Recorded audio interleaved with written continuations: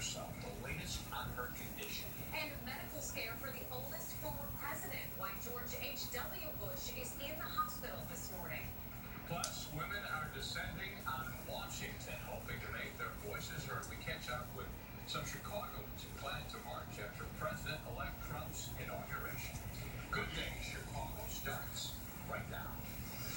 7 o'clock straight out. Glad you're with us. I'm Corey McFerrin. I'm Natalie Bunky, and today for Darlene Hill, we've got something you're going to like in the weather department today. You can actually see, and you won't need an umbrella. Yeah. Mike Kaplan. You might need sunglasses. This afternoon, the sun is going to break out. Good morning, everybody. Right now, there's a little bit of fog and some drizzle. Thanks for folks weighing in on my Facebook page. Candace Giannis says her entire drive from work to Lombard had drizzle, and Patrice Bambas says drizzling in Aurora. So there is a little bit of drizzle out there, but most areas is cloudy, a little light fog. But this afternoon, look at this. We got some sun that's going to come out. It's going to look great. 42 degrees for the high today. It is already warmer than an average high for this day. 33 at Worth, Boney, 35 at Highland, 34 at Winfield, 35 at Chesterton. Aiming for 42. And Jen, you're going to my hometown for some traffic breaking news. Now, I don't love, why would you call it breaking news, Mike Kaplan? But you get so excited. Well, when news breaks, we fix it. That's right. Whenever I say anything up north, why you get out of my hometown? It's so cute. You get so excited. Yeah, so in honor of Mike Kaplan, we'll call this breaking news, but it's just a crash. Yeah, Route 120 right at Hoffman, 830. Over on the Edith inbound side, Dexter and Montrose is a little bit backed up, so 35 in. It is lighter outbound, but you've got that congestion leaving the junction. On the Kennedy O'Hare extension to Lawrence, that's where the bulk of your delay is. 45 in. Shave off 10 minutes outbound to O'Hare. Over on the Ryan, we got something on the outbound side, which is rare. Outbound exit 263rd closed with a crash inbound heavy 51st in. We've got that 15-minute delay. And the Bishop Ford jammed out from the Steel Bridge to the Ryan. Fox 32's Anita Padilla live at Cook County Stroger Hospital. There are a lot of questions this morning about how a little girl got her hands on a gun and then accidentally shot herself in the abdomen. She's in serious condition. Right now, police, you can see this video. You can see that they're going in and out of the house here in the 3700 block of West Ferdinand. This is in the East Garfield Park neighborhood. And this was around 8 o'clock in the evening. So investigators are asking questions, taking evidence. But there are a lot of questions how this little girl got her hands on the gun. It discharged into her abdomen, and her family was so concerned about her, they grabbed her and took her over to Rush Presbyterian Hospital at the emergency room there. But they are skilled in handling gunshot wounds here at Cook County Stroger, so she was transferred here. And at this hour, there are no charges, but there are a lot of questions. Who owned that gun? How did they get it? Was it a legally purchased gun? Did they have a FOID card? And why wasn't it locked up in the first place? Reporting live right now, Anita Padilla, Fox 32 News. I'm Jody on the Public Safety Headquarters. New video has been released of a police-involved shooting, showing what led to Chicago police shooting dead a man who had just shot someone else. This came out within 60 days and is part of new IFRA policy, reform policy. The video comes from surveillance cameras that were pointed at 69th and Damon, where it happened on November 18th. A group comes out to the street in a confrontation. 26-year-old Darius Jones fires on another man, and a marked squad car is right at that intersection. Police say that they identified themselves before shooting Jones. He died of multiple gunshot wounds. He was from the neighborhood. The other man that Jones shot survived. The officers were placed on desk duty for 30 days, which is standard policy. IFRA, the Independent Police Review Authority, still the investigating agency, but now under new reform and new policy to make this kind of material available within 60 days. They just made that deadline, but no other information was released. Live at Public Safety Headquarters, Jody on Fox 32 News. I'm listening to come back to the live desk following a breaking news story that happened overnight. One person is dead, 2 others hurt after shots rang out at a Subway restaurant in the Chatham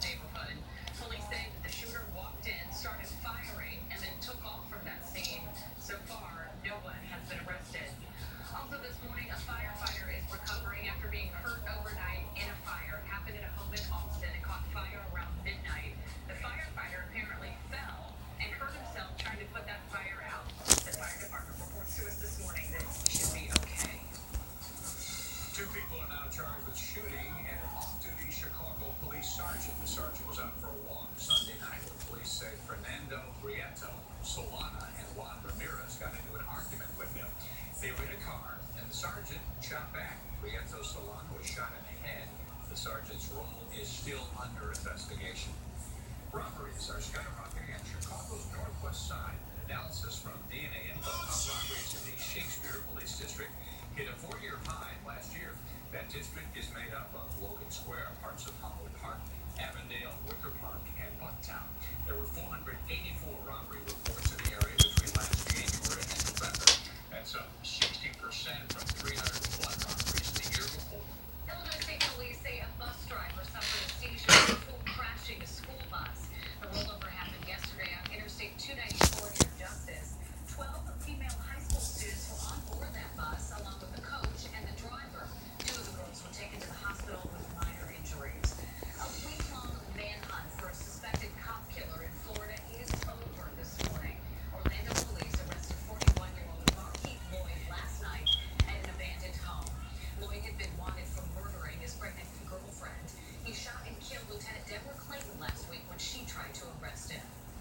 Developing this morning, former President George H.W. Bush is hospitalized in Houston. A spokesperson said Bush was taken to the hospital as a precaution after he was short of breath. His chief of staff says he is doing okay and should get to come home soon. 92-year-old 41st president was last in the hospital in 2015 for a broken bone. President Obama is leaving office while making a couple of controversial computations. He reduced the sentence of Chelsea Manning, the Army intelligence analyst previously known as Bradley Manning. She was sentenced to 35 years for leaking military information to WikiLeaks.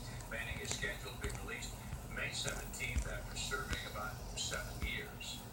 A Chicago man is one of the 273 people the president gave clemency to yesterday. Oscar Lopez Rivera was an activist fighting for Puerto Rico's independence. He was arrested in 1981 after federal agents found 6 pounds of dynamite in 4 blasting camps in his Chicago apartment. He was charged with conspiring to overthrow the government and sentenced to 70 years. Like Manning, he'll be released on May 17th.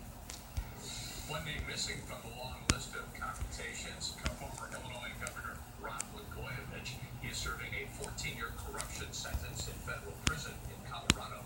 His wife Patty posted on Facebook, quote, "We still have time. Please keep up the good wishes." More than 30 years after a Rhode Island mother disappeared with her 2 daughters, she is set to face a judge today for child snatching charges. The 2 girls, now grown women, were found safe and sound this week living in the Houston area. Rhode Island police say an anonymous tip 2 days before Christmas led authorities to Kimberly and Kelly Yates and their 69-year-old mother, Elaine. Elaine Yates, who had been living under the name Liana Lynn Wahlberg, was arrested Monday. All right, time now is 7:08. Our pal Rich Roper is here. Yeah, Rich is still angry about folks on airplanes, right, Rich? What are you doing? Guys, let me vent. I feel a little bit better now. We've got some cool stories to tell you about. An amazing life-saving surgery. We're going to introduce you to the suburban boy who's one of the youngest people to ever receive an artificial heart. Plus backlash against one of the president-elect's ex-wives. She asked her hairstylist to do her inauguration style for free and wanted to get exposure and give them some publicity in the exchange. And the best news of all, Jake is back and he's crashing a wedding today. This is the wedding you don't have to be invited to and you can still attend. All right, also coming up in just 2 days, Donald Trump will become our next president, and we're going to talk to former Republican